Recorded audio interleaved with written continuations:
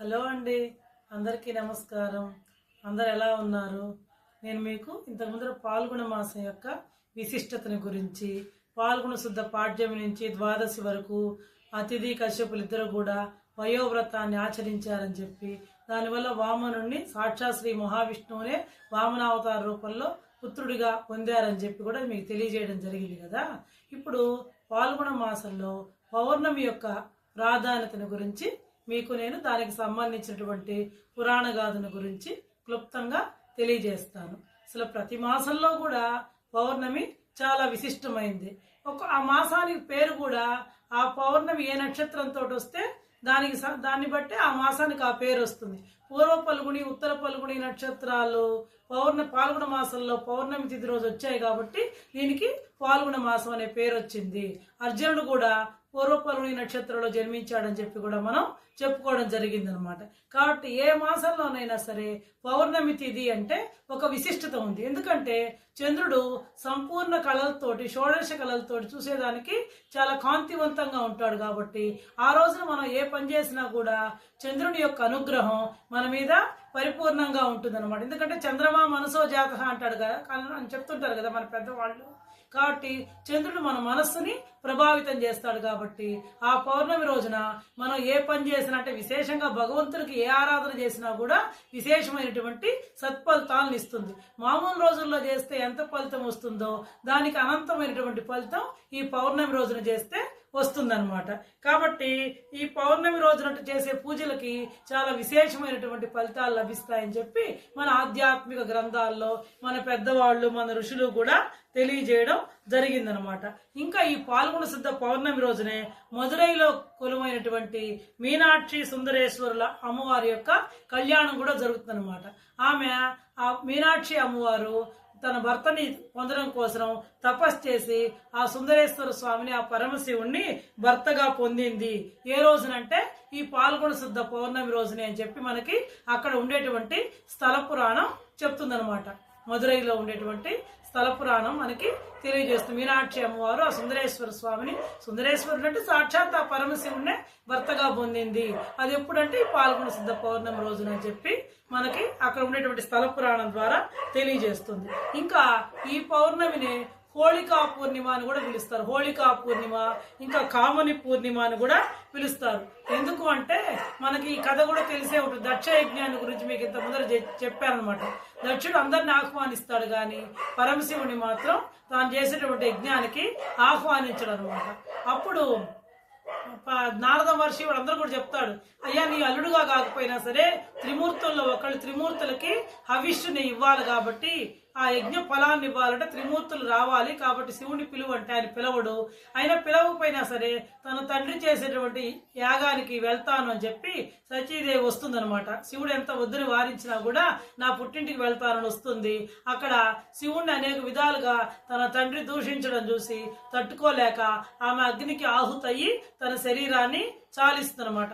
దాంతో కోపోద్రిక్తుడైనటువంటి పరమశివుడు అక్కడికి వచ్చి ఆ యజ్ఞాన్నంతా నాశనం చేసేసి తర్వాత ఆయనకు విరక్తి కలిగి హిమాలయాలకు వెళ్ళి తపస్సు చేసుకుంటూ ఉంటాడు అనమాట. ఆ విధంగా తపస్సు చేసుకునేటువంటి సందర్భంలో ఈ తారకాసురుడు రాక్షసుడు ఉంటాడు. ఆయన ఏంటంటే విపరీతమైన బ్రహ్మ ద్వారా వరాలు పొంది దేవతల్ని చాలా హింసిస్తూ ఉంటాడు. ఆయన ఎలా చనిపోతాడంటే ఈ పార్వతీ పరమేశ్వరులకి పుట్టినటువంటి కుమారుడు ద్వారా మాత్రమే ఈ తారకాసుర సంహారం జరుగుతుంది అని చెప్పేసి బ్రహ్మదేవుడు దేవతలకు చెప్తారు. అసలు వాళ్ళిద్దరికి పెళ్ళైతే కదా, ఈయనేమంటే విరాగి అయిపోయి విరక్తోటి అక్కడ కూర్చొని ధ్యానంలో తపస్సు చేసుకుంటూ ఉంటాడు అనమాట. అప్పుడు ఈ అమ్మవారు పార్వతీదేవి ఆయనకి సపర్యలు చేస్తూ ఉంటుంది అనమాట. అలాంటి సమయంలో ఒక మంచి ఆహ్లాదకరమైనటువంటి అనువైనటువంటి సమయంలో ఈ దేవతలందరూ కలిసి మన్మధుడిని ఏం చేస్తారంటే, మన్మధుడు అంటే ఆయన మన మీద ఒక సమ్మోహనాస్త్రం వేస్తాడు, ఒక కోరిక కలిగించినట్టు చేస్తాడు అనమాట. ఆయన మన్మధ బాణం అంటుంటాం కదా మనం, అది ఆయన ప్రేరేపిస్తారనమాట.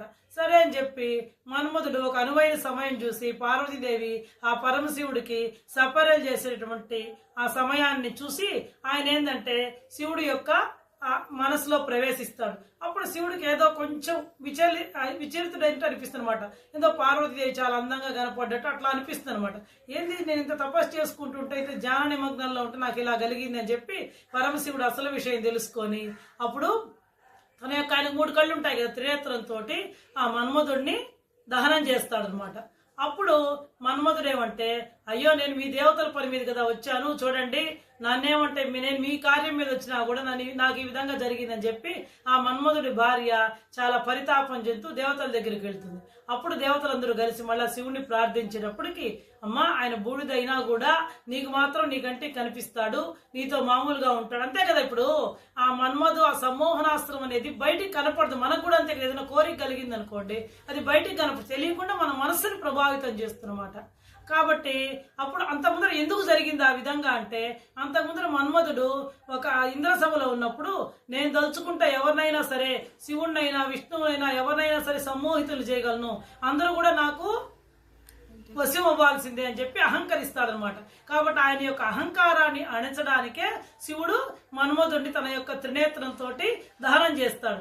ఆయన అరిషడ్వర్గాలకు లోనయ్యే వ్యక్తి, సాక్షాత్ పరమశివుడు అంటే అన్నిటికీ అతీతుడు, అంతే కదా. ఆయన కామానికో కోరికో మళ్ళాగా సామాన్యుల్లో మాదిరిగా ఆయన ప్రభావితం అవుతాడా? కాదు కదా. దాన్ని తెలియజెప్పడానికే, అంటే చెడు మీద మంచి సాధించిన విజయానికి గుర్తుగానే ఈ పాల్గొన శుద్ధ పౌర్ణమి రోజునే ఆ సంఘటన జరిగింది. కాబట్టి దీనికి కాముని పూర్ణిమ, కామదహనం కూడా చేస్తూ ఉంటారు అనమాట. అంటే మనలో ఉండేటువంటి అరిషడ్ వర్గాలన్నింటినీ కూడా మనం జయించాలి అనేటువంటి సంకల్పంతో దీనికి కొంతమంది అక్కడక్కడ కూడా మంటలు వేస్తూ ఉంటారు, కామదహన పూర్ణిమగా కూడా జరుపుకుంటూ ఉంటారు అనమాట. ఇది దానికి సంబంధించినటువంటి పురాణ గాథ అనమాట. ఇంకా కాబట్టి దీనిని కాముని పున్నమి అని కూడా పిలుస్తారనమాట. ఆ తర్వాత అందరూ దేవతలందరూ కూడా ఈ పార్వతీ పరమేశ్వరుల కళ్యాణం జరిగింది కాబట్టి అబ్బా అందరూ సంతోషంతో ఆనందోత్సాహాలతోటి ఒకళ్ళ మీద ఒకళ్ళు రంగులు జరుపుకుంటుంటారు. మనకేం తెలుసు, హోళీ పండుగ అంటే పాల్గొన శుద్ధ పౌర్ణమినే మనం హోళీ పండుగ కూడా ఎక్కువగా అదొక్కడే తెలుసు మనకి. హోళీ పండుగ అంటే రంగులు చల్లుకోవడం ఒకళ్ళ మీద ఒకళ్ళు, అదొక్కడే తెలుసు. కానీ దీనికి గుర్తు ఏంటంటే చెడు మీద మంచి సాధించినటువంటి విజయానికి గుర్తుగా వాళ్ళు ఆనందోత్సాహాలతోటి ఈ పండుగని జరుపుకుంటారు. రంగులు అంటే ఇప్పట్లాగా మనం జల్లుకుంటున్నట్టు కెమికల్స్ కలిపినటువంటి రంగులు కాదండి అవి. వాళ్ళు ఈ మోదుగ పూలు, తంగేడు పూలు, కడిమి పూలు ఇలాంటి పూలని తెచ్చి బాగా నీళ్లలో ఉడకబెట్టి నానబెట్టి ఆ రంగులు ఒకళ్ళ మీద ఒకళ్ళు చల్లుకునేటువంటి వాళ్ళు అనమాట. అంటే ఆనందంతో చెడు మీద మంచి సాధించిన విజయాన్ని గుర్తుగా వాళ్ళు సంతోషంతో వసంతాలు జల్లుకుంటూ ఉంటారు. ఈ పసుపు ఇలాంటి కలిపి రంగులు కలిపి ఎక్కువగా వసంతోత్సవం కూడా చేస్తూ ఉంటారు అనమాట. అంటే వసంత ఋతువుకి స్వాగతం పలుకుతాం కదా. 15 రోజుల్లో మనకి చైత్ర మాసం దేంతో ప్రారంభమవుతుంది, వసంత ఋతువుతో ప్రారంభమవుతుంది. కాబట్టి ఆ వసంతోత్సవాన్ని కూడా ముందుగానే ఈ రోజు జరుపుకుంటూ ఉంటారు, వసంతాలు జరుపుకుంటూ ఉంటారు. మనం చూస్తుంటాం కదా, పెళ్ళైనప్పుడు కూడా మన ఇంటికి కోడలు వచ్చిన రోజు కూడా చక్కగా ఈ వసంతాలు జల్లుకుంటూ ఉంటారు అనమాట. కాబట్టి ఈ విధంగా ఈ చెడు మీద మంచి సాధించినటువంటి విజయానికి గుర్తుగా ఆనందోత్సాహాలతోటి ఈ కాముని పూర్ణిమగా జరుపుకుంటూ ఉంటారు అనమాట. దీనికి సంబంధించి ఇంకొక పురాణ గాథ కూడా ఉందన్నమాట. ఈ రోజున కొన్ని పురాణాల్లో లక్ష్మీదేవి కూడా ఈ రోజునే జన్మించింది. లక్ష్మీదేవి చంద్రుడు, ఎందుకంటే చంద్రుడు ఎవరు, లక్ష్మీదేవి యొక్క సహోదరుడు, చంద్ర సహోదరి అయిన మహాని మనం చెప్తూ ఉంటాం కదా. కాబట్టి లక్ష్మీదేవి జయంతిగా కూడా కొన్ని పురాణాల్లో చెప్పబడి ఉంది. కాబట్టి ఈ పాల్గొన శుద్ధ పౌర్ణమి రోజున లక్ష్మీదేవిని పూజించవచ్చు. లక్ష్మీదేవిని పూజించాలంటే విష్ణుమూర్తిని కూడా పూజించాలి, లక్ష్మీనారాయణని పూజించవచ్చు, శివుడు పార్వతిని పూజించవచ్చు. దానికి సంబంధించి ఇందాకనే మీకు నేను పురాణ కథను కూడా తెలియజేశాను అనమాట. ఇంకా పాల్గొన మాసంలో ఈ పూర్ణిమకి ఇంకొక విశిష్టత ఏంటంటే హోళికా దహనము అనమాట. హోళికా దహనం అనేది ఎట్లా జరిగిందంటే మీకు తెలుసు, మనకు ప్రహ్లాదుడు కథ తెలుసు కదా, మనం నరసింహ అవతారంలో కూడా చెప్పుకున్నాం. ఈ ప్రహ్లాదుడు విష్ణు భక్తుడు. తండ్రి ఏమంటే ఆయన తండ్రి హిరణ్యకశిపుడు విష్ణు ద్వేషి. ఆయన ఎప్పుడు నిరంతరం విష్ణువుని ద్వేషిస్తూ ఉంటాడు. కానీ తన కుమారుడు తన మాట వినకపోయేటప్పటికీ ఆయన ఎలాగైనా సరే చంపాలి అని చెప్పి అనుకుంటాడు. హోళిక అనేటువంటి రాక్షసిని పిలిచి ఆమె ఒక వరాన్ని పొందుతున్నమాట బ్రహ్మదేవుడి ద్వారా. ఆమె మంటల్లో ఉన్నా కూడా ఆమె శరీరం ఏం కాదు, ఆమె ఒక కవచంలాగా ఉంటుంది అనమాట, ఒక వస్త్రాన్ని కప్పుకుంటుంది. కాబట్టి దానివల్ల ఆమె మంటల్లో ఉన్నా కూడా ఆమెకి ఏం కాదు. కాబట్టి అప్పుడు ఆయన ఏం చెప్తాడంటే, నువ్వు ఈ ప్రహ్లాదుని ఒళ్ళో పెట్టుకొని అగ్నికి ఆహుతి చెయ్యి అని చెప్తాడనమాట. అప్పుడు ఆమె అదే విధంగా ప్రహ్లాదుని ఒళ్ళో పెట్టుకుంటే అగ్నికి వెలిగిస్తారనమాట. కానీ ప్రహ్లాదుడి యొక్క విష్ణు భక్తి ముందు ఆయన ఓ నమో నారాయణ అనే మంత్రాన్ని జపిస్తూ ఆ విష్ణుమూర్తిని ప్రార్థిస్తాడు. దాంతో ప్రహ్లాదుడికి ఏం కాదు, ఆ హోళికనే దహించబడుతుందన్నమాట దాంతో. కాబట్టి ఆమె ప్రహ్లాదుడిని చంపడానికి ప్రయత్నించింది, కానీ విజయం అనేటువంటిది ప్రహ్లాదుడికి సిద్ధించింది, ఎందుకంటే విష్ణు భక్తుడికి కాబట్టి మంచి మీద చెడు సాధించిన విజయాన్ని గుర్తుగా కూడా దీనిని హోళికా పూర్ణిమగా కూడా జరుపుకుంటారనమాట. అంటే భక్తి ప్రపత్తులతోటి ఆ లక్ష్మీనారాయణులని పూజిస్తారనమాట ఈరోజు విశేషంగా.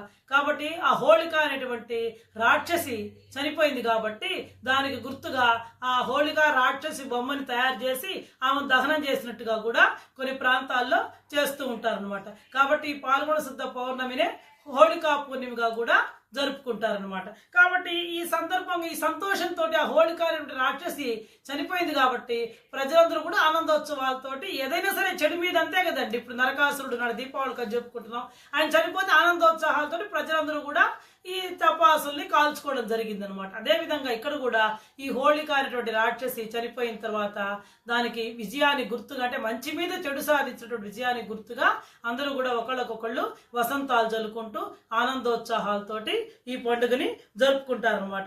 ఇంకా ఈ సముద్రాన్ని మదించేటప్పుడు లక్ష్మీదేవి ఆవిర్భవించిన రోజుగా కూడా ఈరోజు కొన్ని పురాణాల్లో చెప్పడం జరిగింది. కాబట్టి విశేషంగా లక్ష్మీనారాయణులని పూజిస్తారు. ఇంకా పౌర్ణమి రోజున సత్యనారాయణ స్వామి వ్రతం కూడా చేసుకుంటారు కొంతమంది, చాలా మంచిదనమాట.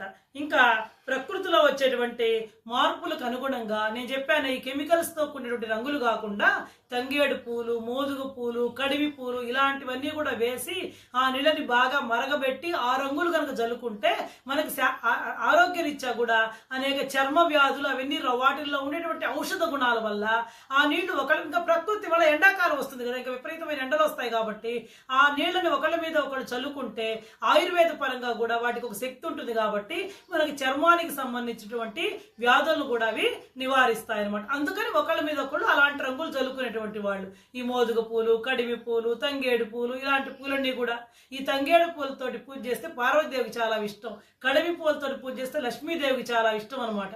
కాబట్టి ఇలా చల్లుకునేటువంటి వాళ్ళు ఒకళ్ళ మీద ఒకళ్ళు రంగులు, అంటే ప్రకృతి పరంగా తయారు చేసినటువంటి రంగుల్నే చల్లుకునేటువంటి వాళ్ళు అనమాట ఒకళ్ళ మీద ఒకళ్ళు. కాబట్టి ఇవన్నీ కూడా ఒకళ్ళ మీద ఒకళ్ళు రంగులు చల్లుకుంటూ శిశిర ఋతువుకి వీడుకోలు పలుకుతూ వసంత ఋతువుకి వసంతానికి స్వాగతం పలుకుతూ ఈ పండుగని జరుపుకుంటూ ఉంటారు అనమాట. ఇది ఎక్కువగా ఉత్తర భారతదేశంలో విశేషంగా జరుపుకుంటారు. ఇప్పుడు అంతా కూడా అందరూ కూడా హోళీ పండుగని చాలా బాగా మనమేంటో రంగులు చల్లుకోవడానికి మాత్రమే మనం పరిమితం చేసుకుంటున్నాం అనమాట. దాని వెనక ఉండేటువంటి పురాణ గాథలు ఇవన్నీ అనమాట. ఇంకా కాబట్టి ఈ పాల్గొన మాసం మనం ఫస్ట్ లో చెప్తున్నాం సర్వదేవతల్ని పూజించేటువంటి మాసంగా, మిగతా మాసాల్లో ఒక్కొక్క కార్తీక మాసం శివుని పూజిస్తాం, శ్రావణ మాసం లక్ష్మీనారాయణ పూజిస్తాం, అట్లా కాకపోతే ఈ మాసం ఏంటంటే అన్ని దేవతల్ని కూడా పూజించేటువంటి సింహావలోకనంగా కూడా మనకి ఈ పాల్గొన మాసం కనపడుతూ ఉంటుంది. కాబట్టి శివపార్వతుల కళ్యాణం, లక్ష్మీనారాయణ పూజ అన్నీ కూడా చాలా విశేషంగా మనం ఈ మాసంలో పూజించవచ్చు అనమాట. ఇంకా ఈ రోజున చేసేటువంటి పాల్గొన పూర్ణిమ రోజున చేసేటువంటి దాన ధర్మాలు కూడా రెట్టింపు ఫలితాలు ఇస్తాయి. ఈ రోజు చేసేటువంటి మన ఆధ్యాత్మిక సాధన, భగవదారాధన మనకు ఒక రకమైనటువంటి శక్తిని కూడా మనకి ఇస్తుంది, ప్రకృతి పరంగా ఒక రకమైనటువంటి శక్తిని ఇస్తుంది. కాబట్టి ఈ రోజు విశేషంగా కూడా భగవదారాధన చేయాలి, మన ఆధ్యాత్మిక శక్తిని మనం పెంపొందించుకోవాలి అని చెప్పి కూడా చెప్పడం జరిగిందనమాట. దీనివల్ల మన యొక్క ఆధ్యాత్మిక శక్తి పెరుగుతుందని కూడా నమ్ముతారనమాట, మన యొక్క పెద్దలు నమ్ముతూ ఉంటారనమాట. కాబట్టి ఇంకా ఈరోజు చాలా మంది పగలంతా కూడా ఉపవాసం ఉండి సాయంత్రం పూట సత్యనారాయణ స్వామి వ్రతాన్ని చేసుకొని ఈ హోళికా దహనంలో కూడా పాల్గొంటారనమాట. దానికి సంబంధించినటువంటి కథను కూడా నేను మీకు చెప్పాను. మనకి ఈసారి ఏమైందంటే ఈ మార్చి 3వ తేదీ పూర్ణిమ రోజున మనకి చంద్రగ్రహణం సంభవించింది. కాబట్టి చంద్రగ్రహణం సంభవించింది కాబట్టి అది ఎప్పుడు అంటే మధ్యాహ్నం 3:20 ప్రారంభమయ్యి సాయంత్రం 6:47 ముగుస్తుంది అనమాట.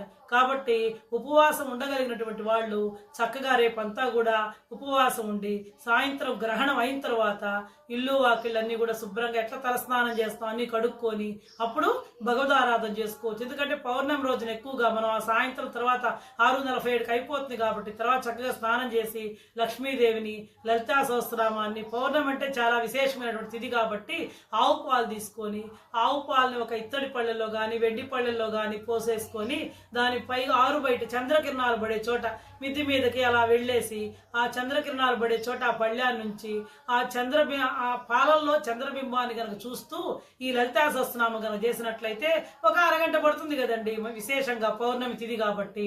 ఆ తర్వాత ఆ పాలని, ఆ క్షీరాన్ని, గోక్షీరాన్ని ఆవు పాలని కనుక ప్రసాదంగా కనుక తీసుకుంటే మనకు ఒక రకమైనటువంటి శక్తి కలుగుతుంది, ఆరోగ్యం కలుగుతుంది. లేదా లలితా సహస్రనామం కదా, లక్ష్మీ సహస్రనామం, ఏదైనా సరే మీకు ఏ దేవత ఇష్టమైతే ఆ దేవతని ఉపాసించవచ్చు. అమ్మ గ్రహణం వచ్చింది మేము ఎప్పుడు చేసామంటే, కాబట్టి మీరేం చేస్తారు, అందుకే నేను చెప్పాను చక్కగా తులసమ్మ దగ్గర దీపం పెట్టుకోండి, చక్కగా స్నానం చేయండి, ఇల్లు వాకిళ్ళు కడుక్కోండి, తులసమ్మ దగ్గర దీపం పెట్టుకోండి, చక్కగా ఆవు పాలు పోసి, తులసమ్మ అంటే పెరట్లోనే కదా ఉంటుంది, ఎంత అపార్ట్మెంట్ కల్చర్ అయినా సరే పైకి వెళ్ళేసి ఆవు పాలు పళ్ళెల్లో పోసుకొని చూసుకుంటూ అమ్మవారిని ఉపాసించి తర్వాత ఆవు పాలని ఆ ప్రసాదంగా తీసుకొని ఏదో అన్నం వండుకొని తినండి చక్కగా. తర్వాత తెల్లవారు దేవుళ్ళని బాగు చేసుకొని పూజ చేసుకోండి. శక్తి ఉండేటువంటి వాళ్ళు మేము ఇప్పుడే చేసుకుంటామంటే అది ఎవరెవరి ఓపిక వాళ్ళ ఇష్టం. రేపు ఉదయం ఏం చేస్తారంటే ఉండగలిగినటువంటి వాళ్ళు, ఉపవాసం ఉండగలిగినటువంటి వాళ్ళు 9-10 లోపల చక్కగా ఏదైనా ఉపాహారం చేయండి. ఉండడం కష్టం అవుతుంది కాబట్టి ఉపాహారం చేసేసి ఆ తర్వాత ఏమీ తీసుకోకుండా కనీసం 11 తర్వాత ఎలాంటి ఆహారం కూడా తీసుకోకూడదు. ఎందుకంటే అన్నము జాములో జీర్ణంబగు ఆదరంబు శాశ్వతం అయి ఉండని చెప్తాం కదా. మనకు 3:20 గ్రహణం కాబట్టి కనీసం 11 లోపల మనం ఆహారం తీసుకుంటే ఆ తర్వాత, ఎందుకంటే గ్రహణానికి కొన్ని గంటల ముందర నుంచే వాతావరణంలో ప్రకృతి పరంగా మార్పులు వస్తాయి కాబట్టి మనం తిన్న ఆహారం కూడా విషతుల్యం అవుతుంది. కాబట్టి 3 గంటల కంటే జీర్ణం అవుతుంది కదా. మన డాక్టర్లు కూడా ఏం చెప్తారు, 3 గంటలకు ఆహారం తీసుకోండి, వెంటనే తీసుకోవద్దని చెప్తారు కదా. కాబట్టి ఆ విధంగా ఇంకా గ్రహణ నియమాలంటే మీకు అందరికీ తెలిసే కదండి. గ్రహణం ముందు మనం దర్భలు వేసుకుంటాం. ఈ నిలవ ఉండేటువంటి పదార్థాల మీద పచ్చళ్ళు, పాలు, పెరుగు వీటికి దోషం ఉండదండి. వీటిని పారేయరు ఎవరు కూడా. వండినటువంటి పదార్థాలు మాత్రం ఎవరు ఉంచుకోరు ఆ రోజు. కాబట్టి మీ ఇష్టం. మేము ఉపవాసం ఉండలేమనుకునేటువంటి వాళ్ళు 11 లోపల భోజనం చేసేసేయండి. చక్కగా భోజనం చేసి ఆ తర్వాత గ్రహణం అయిన తర్వాత సాయంత్రం 6:45, 7 గంటలకల్లా స్నానం చేసేసి చక్కగా మళ్ళా వండుకొని మళ్ళా తినొచ్చు.